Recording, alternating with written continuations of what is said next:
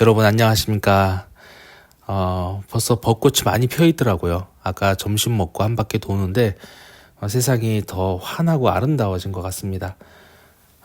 이런 날씨에 여러분들 어떻게 지내고 계시나요?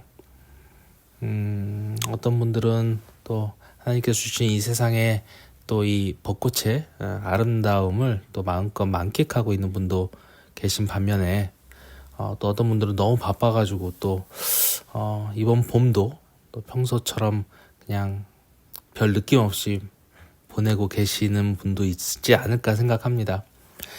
지지난주인가 이제 토요일 리더 모임 때 보니까 아침에 모임 하러 가는 길이나 또 끝나고 오는 길이나 날씨가 너무 화창하니까 속이 아주 뻥 뚫리는 기분이 들더라고요. 그래서 청년 3부 봄 소풍이라도 가야 하는 거 아닌가라는 생각이 좀 들었습니다. 자, 이제 기도하고 시작하겠습니다. 하나님 아버지 감사합니다. 우리에게 사시사철을 주셔서 각 계절마다 하나님의 솜씨를 만끽할 수 있도록 축복을 허락하심을 감사드립니다. 이제 오늘 이 토요일 아침에 4월의 큐티를 우리가 준비하고 또 다짐하며 월삭 큐티로 모였습니다. 귀한 시간 되게 하여 주시고 우리 모두에게 유익한 시간이 되게 하여 주옵소서. 감사드리며 예수님의 이름으로 기도드립니다. 아멘. 자, 우리가 이번 달에 할 본문은 열왕기상입니다. 그 중에서도 1장부터 11장이죠. 이게 이분들이 그냥 대충 자른 게 아니고요. 딱 뭐라고 그러죠? 솔로몬에 대한 이야기까지거든요. 그래서 좀 알아두면 좋아요. 열왕기상 1장부터 11장까지가 바로 이제 다윗이 죽으면서 솔로몬이 왕권을 이어받고 그 다음에 왕이 되어서 통치하고 마지막에 완전히 타락하게 되는 모습까지 솔로몬에 대한 이야기는 다예요. 그래서 우리가 한 달 동안 묵상을 할 때 뭘 묵상하냐면 거의 솔로몬에 대해서 우리가 묵상한다고 생각하시면 될 것 같습니다. 자, 넘어가겠습니다. 자, 책에 대해서 우리가 먼저 보면요. 열왕기서에 대해서는 일단 이렇게 아시면 됩니다. 당연한 거지만 역사책이라고요. 우리도 보면 조선왕조실록이라는 게 있잖아요. 물론 이게 나중에는 좀 파손이 많다라고 하지만 지금도 이게 남아있는 그 당시의 역사를 기록을 보면서 우리가 되게 상세하게 그 당시의 상황을 알 수가 있는 거죠. 그것처럼 열왕기서 그리고 이 뒤에 역대기서도 있지 않습니까? 이런 것들을 보면은 우리는 물론이고 유대인들이 당시의 역사를 세세하게 알 수 있는 그런 기록물이다라고 볼 수 있어요. 성경 이전에. 근데 이제 우리나라의 조선왕조실록은 길어야 우리 조선 처음 시작한 게 언제예요? 잘 기억은 안 나지만 500년 정도 전이지 않습니까? 그때 그러니까 500년 정도의 그 전부터 지금까지의 역사지만 지금은 아니고 한 100년 전까지의 역사지만 열왕기서나 역대기서는 거의 2000년 전이라고 해야 될까요? 그때부터의 역사예요. 정말 대단하지 않습니까?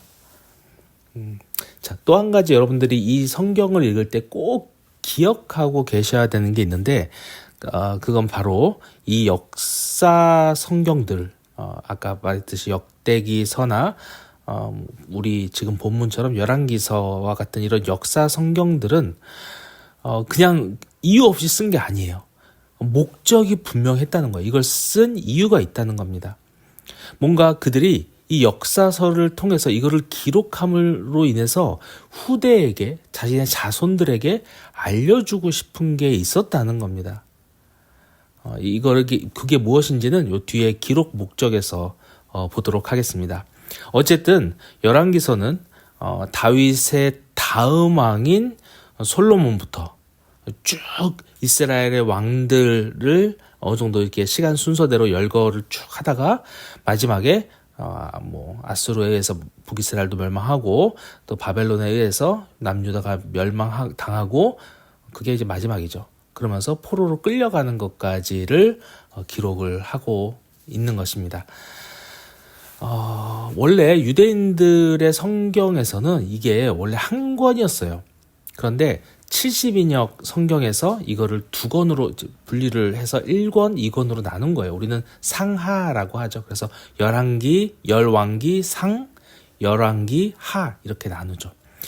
어떤 분이 또 질문을 하시길래 70인역이 뭐냐라고 또 질문하시는 분이 있어서 제가 다시 한번 짧게 말씀을 드리면 이게 그냥 진짜 간단하게 말씀을 드리면 나중에 이스라엘이 이제 유대인들이 포로 생활에서 돌아온 이후에 몇백 년이 지나고 나서 또 이번에 그리스에 의해서 멸망을 당합니다. 알렉산더에 의해서.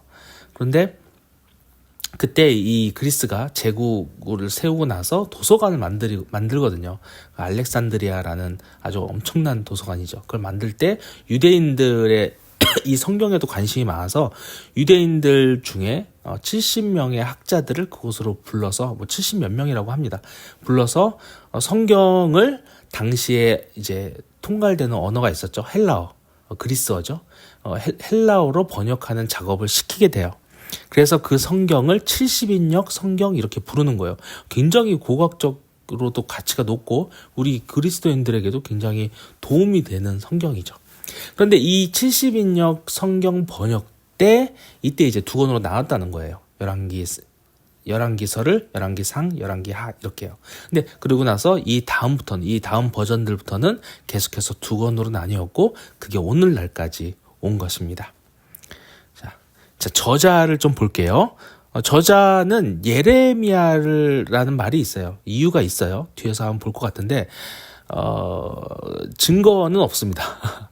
그래서 저자는 원래는 이제 미상이다라고도 생각할 수 있지만 저는 예레미야가 일 수도 있겠다라는 생각이 듭니다. 뒤에서 이야기를 좀 할게요.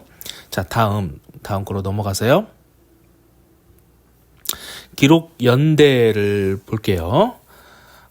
보통은 열왕기서를 기록한 시점이 이제 이스라엘과 유다가 멸망하고 포로로 잡혀갔을 때 혹은 포로에서 돌아왔을 때라고 생각을 합니다. 근데 다만 책 곳곳에서 보면은 이러한 것 이제 이게 좀 이렇게 다른 표현들이 있어요. 그러니까 이러이러한 것들을 했다. 그런데 그것이 오늘날까지 이르렀다라는 표현이 있긴 합니다. 예를 들어서 제가 9장 20절에서 21절을 한번 읽어드릴게요. 이런 표현이 나와요.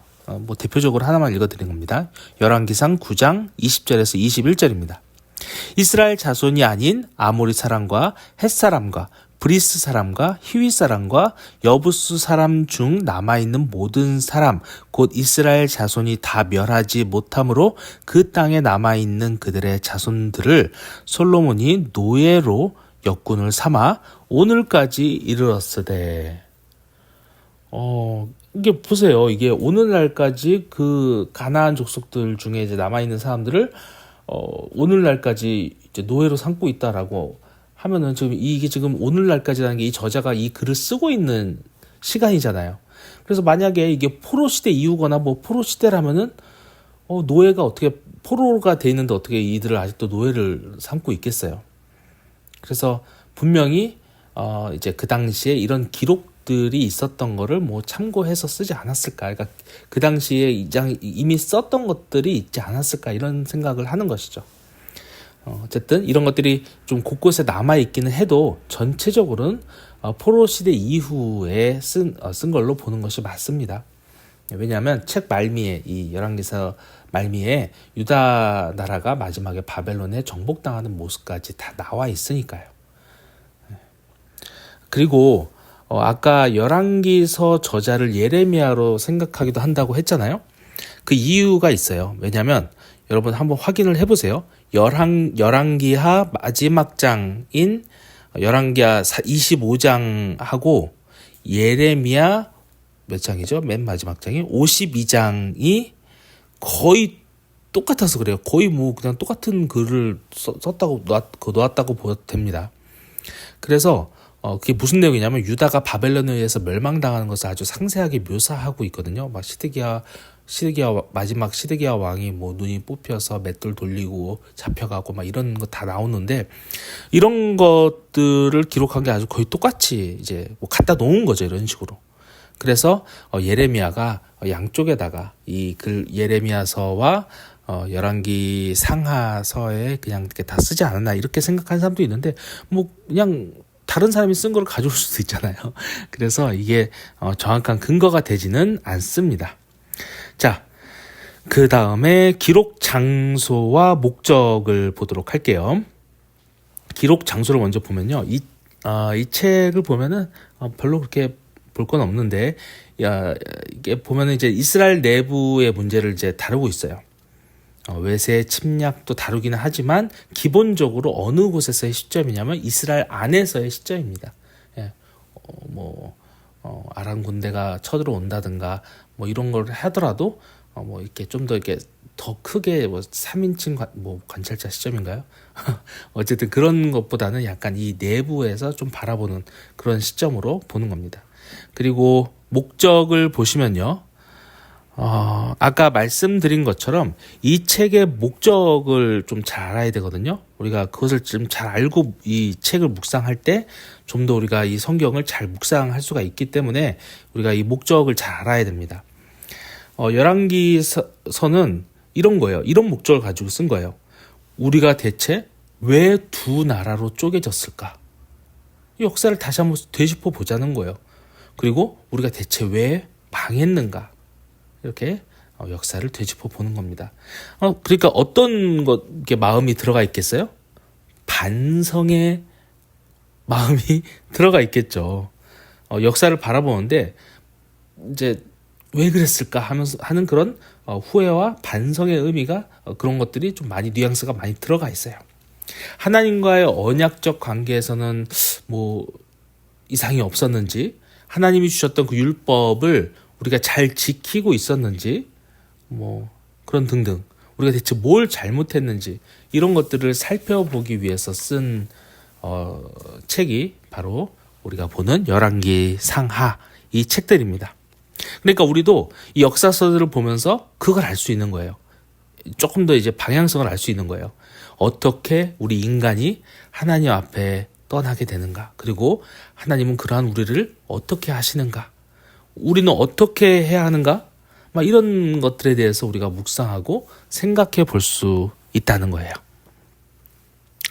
자, 다음으로 주요 신학에 대해서 볼게요. 이거 생명의 삶에 나온 거하고 조금 다르게 적었어요. 일단 첫 번째로는요, 다윗 언약에 대해서 약간 해석을 달리 했어요. 이 열왕기상은. 다윗 언약은 이 바로 앞에 있는 사무엘 상하에 나와 있거든요. 그리고 많은 사람들이 사무엘 상하가 이 열왕기 상하와 또 연결되어 있다고 생각을 해요. 그러니까 되게 같은 종류의 글이라고도 많이 생각을 하거든요.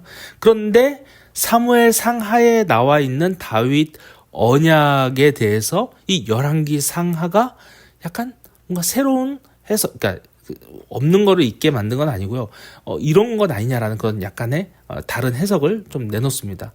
원래 그 다윗 언약은 뭐냐면 무조건적이라는 게 굉장히 중요한 거였잖아요. 하나님의 나라가 반드시 세워질 거고 그 나라는 영원히 경고할 것이다. 이렇게 약속을 하셨는데요. 이렇게 말씀을 하셨죠, 하나님이. 그 앞에 약간의 조건을 달아줘요. 이 열왕기상에 보면. 그래서 이 열왕기상의 주제라고 해야 될까요? 제일 중요한 게 뭐냐면 열왕기상 2장 3절 4절이 제일 중요하거든요. 그걸 제가 좀 읽어볼게요. 열왕기상 2장 3절 4절입니다. 다윗이 솔로몬 앞에서 유언으로 말을 남기는, 그러니까 죽기 전에 말을 남기는 말인데요. 이렇게 얘기합니다. 다윗이.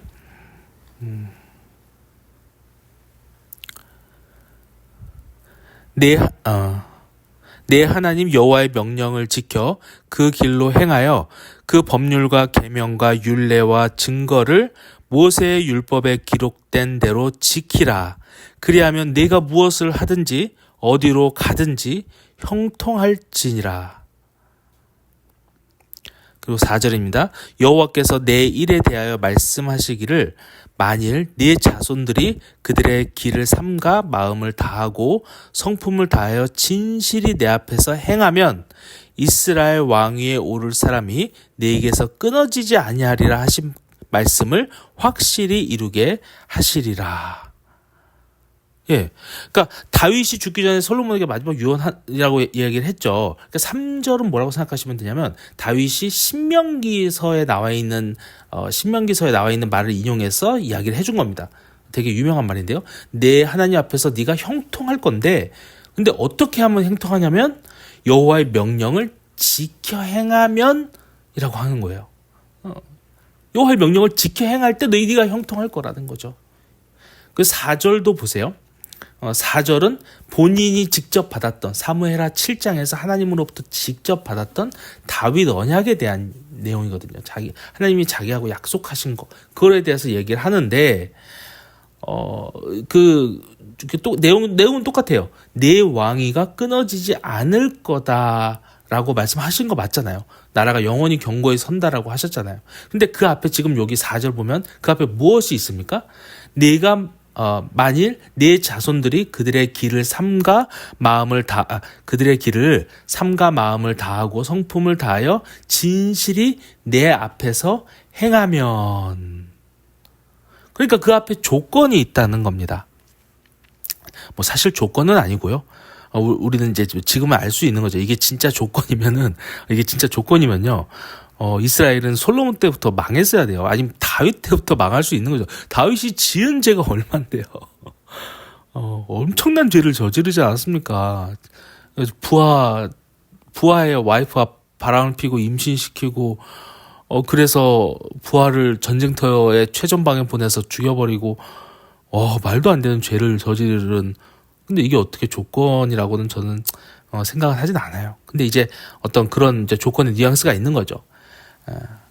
이제 하나님이 이제 이런 이야기라고 생각하면 될 것 같아요. 하나님의 백성답게 이들이 행동했어야 된다는 거죠. 자, 여기 주요 신학 두 번째도 제가 그냥 읽어볼게요. 이스라엘, 특히 남유다의 안녕과 존속은 시내산 언약, 모압 언약, 다윗 언약에 달려있다. 왕과 백성이 하나님을 신뢰하고 충성을 다하며 순종하는지 여부에 달려있다. 왕과 백성이 하나님을 신뢰하고 충성을 다하며 순종하는지 여부에 달려있다라는 것입니다. 이스라엘 백성들의 안녕과 존속뿐만 아니라 이제 우리도 마찬가지인 거죠. 우리의 안녕과 존속도 마찬가지예요. 하나님의 말씀에 순종할 때 우리는 복을 얻고 평안도 얻을 수가 있는 거예요. 근데 이게 오해를 해서는 안 되죠. 우리가 행위로 구원을 얻을 수 있다는 것은 아니에요. 그죠? 우리의 순종에는 한계가 있어요. 히브리서에도 나와 있죠. 그게 아니라 우리가 원래 하나님 앞에 원래 이렇다는 거야. 우리가 원래 하나님 앞에 순종할 때 우리가 온전히 하나님의 나라를 누릴 수 있기 때문에 진짜 평안과 안식을 얻을 수 있기 때문이에요. 있다는 거예요. 반면에 불순종의 죄를 짓고 있을 때는 우리가 그 죄로부터 그 죄로 인해서 오는 고통을 받을 수밖에 없다는 거죠. 그래서 이 순종을 대신 해준 분이 있잖아요. 우리가 사실 좀 너무 결과를 지금 얘기를 다 해버리면 안 되는데, 우리가 이 순종을 결국은 하질 못하는 거잖아요. 우리 문제는 이 순종, 하나님 앞에 하나님을 신뢰하고 충성을 다하고 완전히 순종을 해야 되는데 이걸 하지 못하니까 누가 와서 해주신 거예요. 우리는 불순종의 아들들이잖아요. 예수님이 오셔가지고 하나님 앞에 온전한 순종을 하셔서 그리고 나서 의를 이루시고 뭐예요? 우리에게 그 의를 우리의 의다라고 칭해 주신 거잖아요. 이게 칭의죠. 그래서 우리가 하나님 앞에서 온전한 안녕과 존속을 얻을 수 있게 하셨다는 거죠. 어쨌든 자 마지막 3번은 보세요. 이것도 제가 넣은 건데요. 약간 그 열왕기 상하에 약간 깔려 있는 이 안에 숨겨져 있는 이제 내용이 이렇게 있어요. 그게 뭐냐면 하나님을 인자하시다는 거예요. 그리고 요 가운데가 중요하죠. 인내하시는 분이라는 거고 자비로우신 분이라는 겁니다. 그러니까 사람들이 정말로 순종을 잘 했을까요? 이 열왕기 상하 이게 역사서를 쭉 보면은 그래서 순종을 잘 할까요? 맨 처음에 다윗이 솔로몬에게 딱 2장 3절 4절에서 이야기하죠. 순종해라. 하나님 옆에 순종하면 너희가 형통하리라. 라고 이야기를 딱 해놓고 이제 시작을 해요. 쭉. 그런데 뭐 솔로몬부터 마찬가지고 사람들이 순종 잘했을까요? 아니에요. 사람들은 정말로 민망할 정도로 불순종을 하고 하나님을 떠나고 제멋대로 살아갑니다. 죄가 절정에 이르고 또 완전히 엉망이어서 이제 뭐 죽음과 멸망만이 그들의 이제 정해진 운명처럼 보이는 겁니다. 그런데 뭐예요? 뭘 얘기하고 싶냐면 이 역사 내내 하나님께서는 참으시고 또 참으시는 거예요. 그리고 그들이 돌아오기를 계속해서 바라고 계시는 거죠. 기다리시는 거예요. 그리고 선지자들을 계속 보내면서 선지자들을 통해서 외치시는 겁니다. 그러니까 우리는 열왕기서 큐티를 하는 동안에 이 한 장 한 장을 우리가 묵상하는 동안에 뭘 또 우리가 우리 어떤 마음을 우리가 느끼고 있어야 된다는 거예요? 하나님의 인내하시는 품성을 느낄 수 있다는 거예요. 느껴야 되고요. 세상 속에서 나는 계속해서 죄에 찌들어 살아가고 있죠. 그래서 이제는 완전히 하나님을 무시하는 그런 삶을 살기도 해요. 그런데 끝까지 그런 나를 기다리고 계시고 나를 찾으시는 분이 계신데 바로 하나님이시라는 거. 우리 이 성경을 이번 4월에 묵상하면서 4월에 이 큐티를 묵상하면서 또 이런 하나님을 묵상하면 좋겠습니다. 자, 이게 마지막 장인데요. 열왕기상 한눈에 보기 구조를 볼 건데요. 요거 열왕기상은 여러분 이거 좀 기억해 두면은 나중에 이제 묵상하고 성경을 보기 되게 편해요. 이렇게 세 부분 나누는 거 되게 좋습니다. 그래서 아까 말씀드렸다시피 1장부터 11장까지는 유명하다고 그랬죠. 1일이니까 되게 쉽잖아요. 다윗이 죽고 솔로몬이 왕이 되고 왕으로 이제 끝나는 과정. 그러니까 솔로몬까지입니다. 1장부터 11장까지가 솔로몬 이야기예요. 그리고 12장부터 16장까지는 뭐냐면 나라가 쪼개지는 얘기거든요. 그리고 그 이후의 이야기거든요. 그러니까 솔로몬 이후에 왜 나라가 둘로 쪼개졌는지 그걸 되돌아보는 시간을 갖는 거예요. 도대체 어떤 일이 있었길래 나라가 두 개의 나라로 잘라졌을까?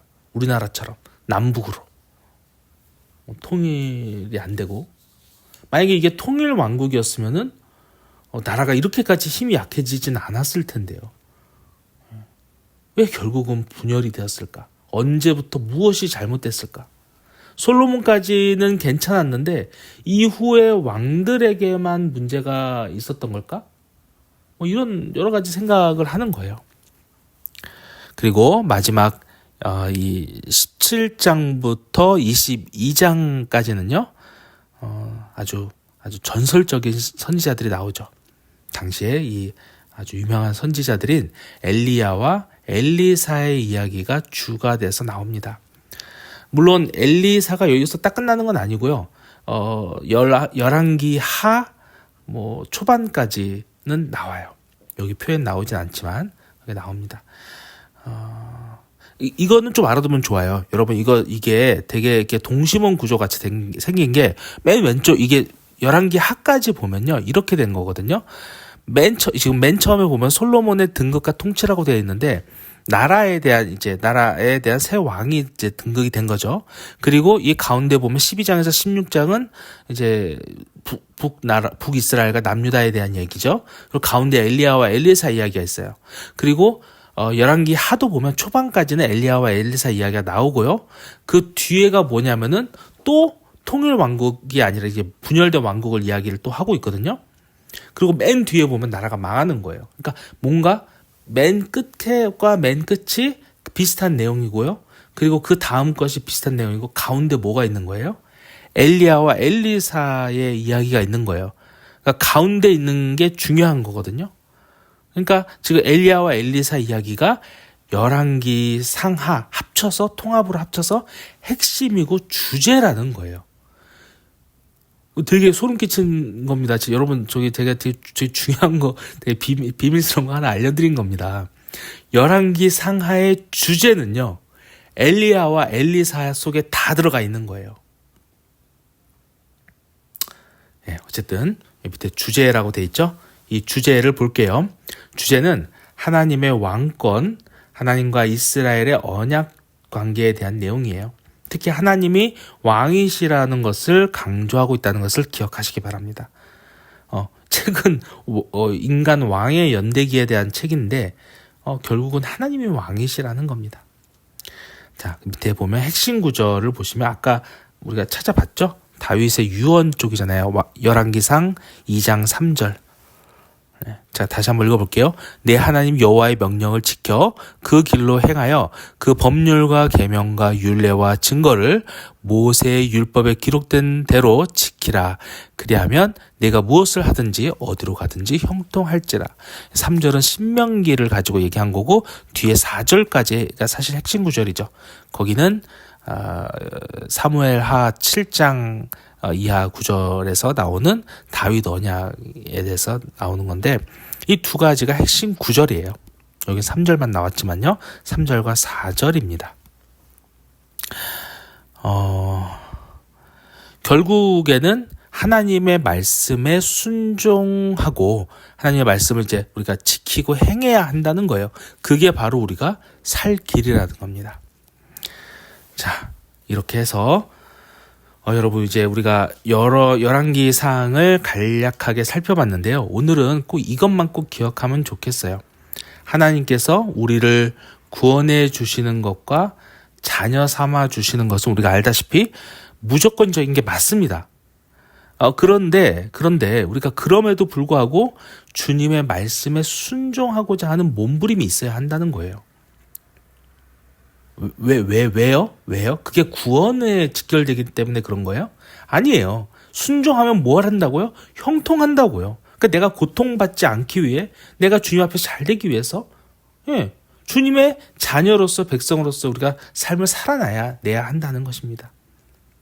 그래서 이것을 하기 위해서 우리가 먼저 뭘 해야 되는 거예요? 하나님을 나의 삶의 진정한 왕으로 인정해야 된다는 거죠. 내 삶을 내가 주인이고 내가 마음대로 할 수 있다 막 이렇게 생각할 때 우리는 주님 앞에서 순종하고자 하는 동력을 잃어버립니다. 당연하겠죠.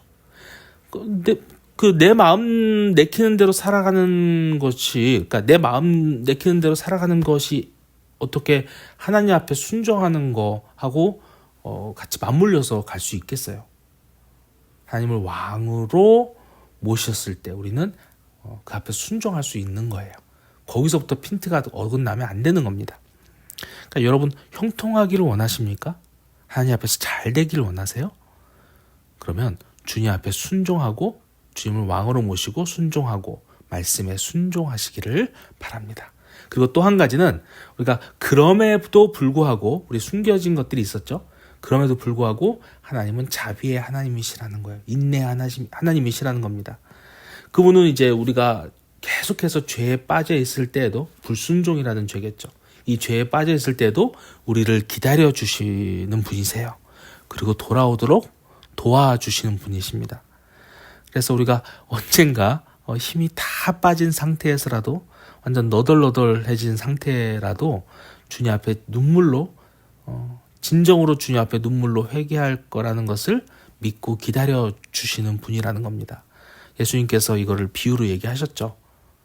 탕자의 비유로 얘기해 주셨어요. 여러분, 정말로 우리에게 정말 늦은 타이밍이라는 것, 신앙에 있어서 늦은 타이밍이라는 것은 없어요. 너무 늦었어, 너무 멀리 왔어요, 막 이런 그런 생각은요, 사단이 우리에게 주는 마음이에요. 너 정말 그렇게까지 했는데 하나님이 널 받아주시겠어? 너는 진짜 구제불능이야. 막 이런 속삭임에 넘어갈 필요 없습니다. 절대 그럴 필요 없습니다. 우리가 어떤 모습이든 그리고 언제든 하나님은 우리가 주님께로 돌아오기만을 기다리고 계시는 거예요. 아주 인내하시는 분이세요. 여러분, 죄 가운데 혹시 힘들어하는 분이 있습니까? 이번 큐티를 하는 중에 나의 모든 죄에도 불구하고 나를 다시금 만나고 싶어 하시는 그 하나님을 만나는 그런 시간을 가지게 되기를 제가 기도하겠습니다. 혹시 또 삶에 너무 매몰돼서 하나님을 로부터 멀리 떨어져 가는 사람이 있습니까? 하나님을 왕으로 모시는 삶에 대해서 다시 한번 고민하고 또 깨달음을 얻는 이번 4월 큐티 시간이 되기를 제가 함께, 우리 모두가 함께 바라도록 하겠습니다. 자, 이제 기도하는 시간 갖도록 할게요. 옆에 벚꽃 이쁘지 않습니까? 제가 기도 제목을 읽어드릴게요.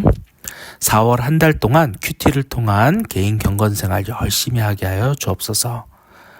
두 번째로, 하나님의 나라의 백성으로서 오직 하나님만이 참된 나의 왕이심을 인정하며 살아가게 하소서. 하나님의 말씀에 늘 순종하며 살아가게 하소서. 기도해 주시고요. 자, 마지막으로 3번. 죄인인 나를 보시며 늘 인내하며 기다리시는 하나님께 감사하는 마음을 갖게 하시고, 나 역시 다른 이들의 허물을 정죄하기보다 용서하고 관용하게 하여 주옵소서. 우리 세 가지 기도 제목을 놓고 함께 기도하시겠습니다. 기도하시겠습니다.